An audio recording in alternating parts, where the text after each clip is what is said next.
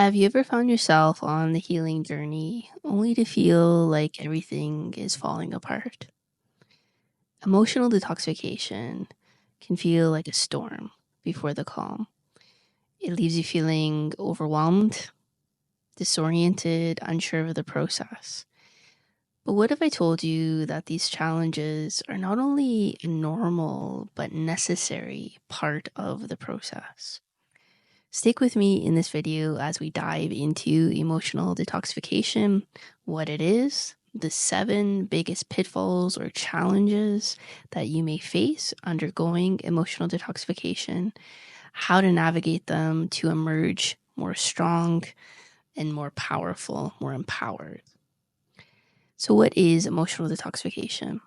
Well, emotional detoxification or emotional integration is the process of releasing trapped emotions, unresolved trauma, and energy blockages that have been stored in your body. Think of it as clearing out years of accumulated clutter, emotionally, mentally, and energetically. Just like cleaning out a messy space, think of a messy space in your home. It can feel chaotic before the clarity comes in at the end. Now, here's the key: those heavy emotions, fear, guilt, anger, they don't disappear without first having felt them. They won't disappear unless you actually feel them. So, this process is often called a healing crisis because the discomfort may temporarily intensify before you start to feel better. Know that that is not a setback, it is actually a sign of progress. So let's explore, as I said, the 7 most common challenges or pitfalls that people experience while undergoing an emotional detoxification process. Pitfall number 1 is emotional and energetic cleansing can feel disorienting. So suddenly, for no apparent reason, you may experience waves of sadness, anger, or even the urge to cry all the time. This is because trapped emotions are being released through your body, and it is disorienting. Here's the trick: don't fight the process, don't fight it. Make space for those feelings to come up. Breathe through them, accept them without attaching a label or a story to them. Okay? Trust that they will pass because they will. So it's important to understand that there's nothing you really have to do in terms of this process or about these emotions. It's more about allowing those feelings to be felt, creating a sense of space for them to simply be. You don't have to do anything about them. And remember that all emotions are simply energy, nothing more. Energy in motion. Okay.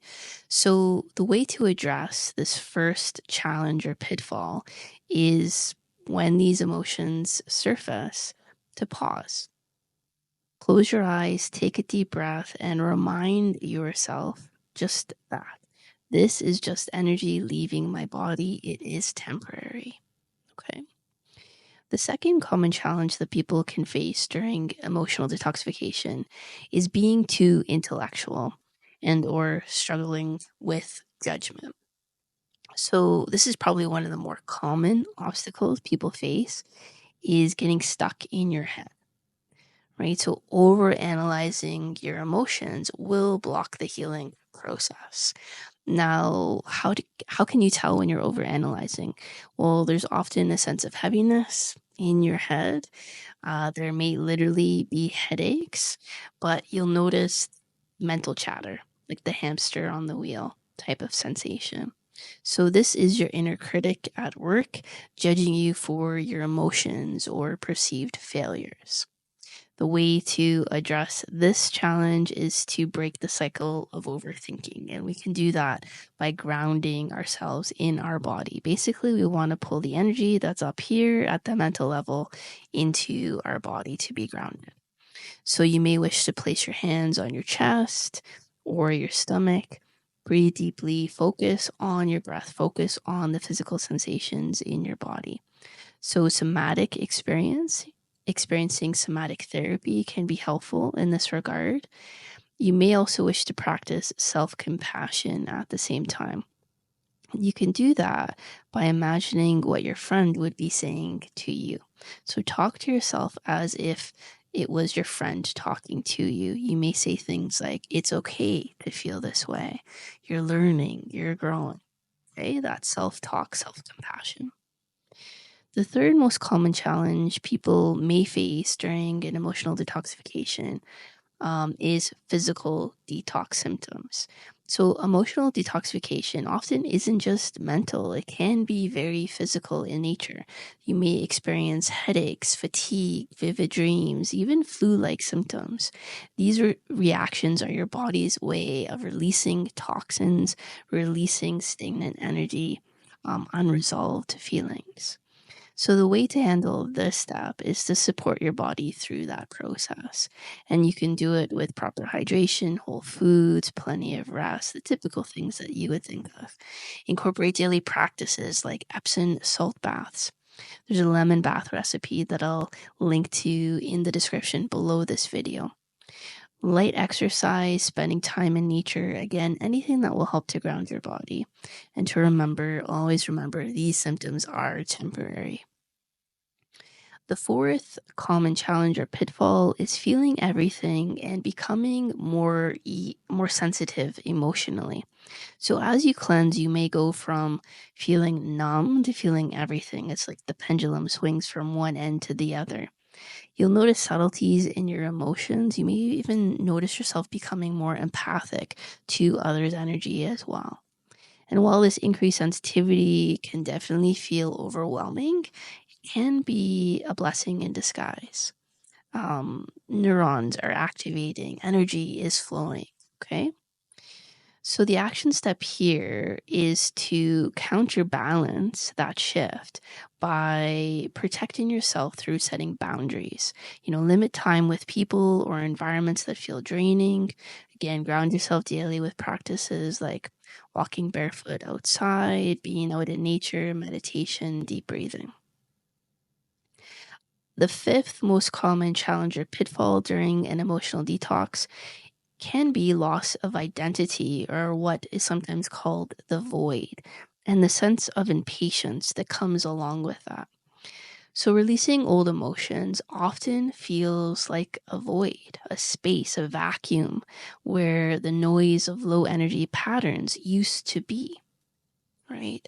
You've let those go, and something, that space has been left open, so to speak. This emptiness can feel like a loss of identity, sometimes hopelessness. It may even feel like depression. You may also feel a sense of restlessness that comes along with that void, craving immediate results, wanting this to be done and over with. So the action step here is to see the void, reframe the void as an opportunity to reset. You've created this pause for yourself and the opportunity to reset. Use this space to consciously choose who you want to become. Journaling and visioning exercises can be helpful to navigate this phase with a sense of intention. The sixth most common challenge or pitfall of an emotional detox can be the loss of family and friends. So, when you begin to change, some relationships might not withstand that shift. Friends or family who are used to the old you, so to speak, may resist your growth, right? It may feel uncomfortable for them to be around you, having gone through that shift.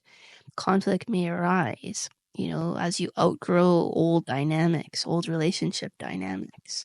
So, the action step with this is really acceptance, right? Accepting that not everyone will understand your journey. It's not easy, but the acceptance is necessary. You can focus on building a new support system, with people who do understand, who uplift you, who inspire you. And remember that your growth is not a rejection of others. It's your embrace of your truest self. Okay, so do not see it as a rejection of others. It really isn't. And the final, most common pitfall or challenge that we can undergo while going through an emotional detox is doubt and loss of trust in the process. I see this another really common one, along with that overanalyzing pitfall. It's natural to question the process, especially when it feels hard or difficult. As old patterns dissolve, you might doubt whether you're truly healing at all. And this is the point that many people give up. I've seen this time and time again. Do not be one of those people. Trust me, this is the moment that you actually want to do the opposite.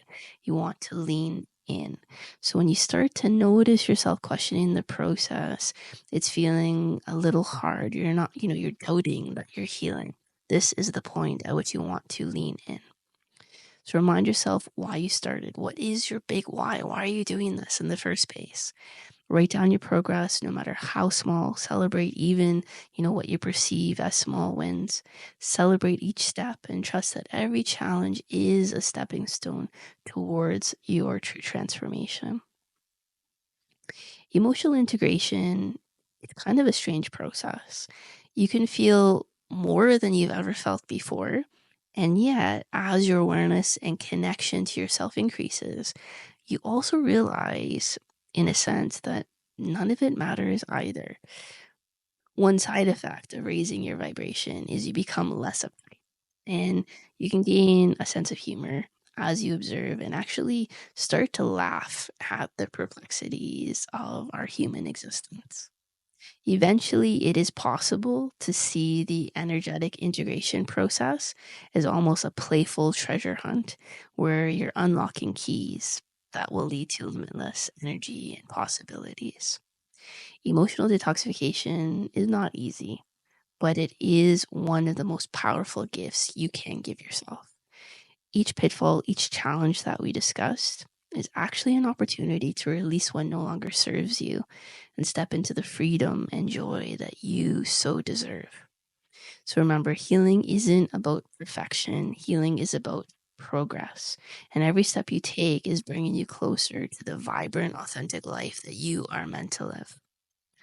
If you're navigating emotional detoxification, emotional integration currently in your life, know that you are not alone.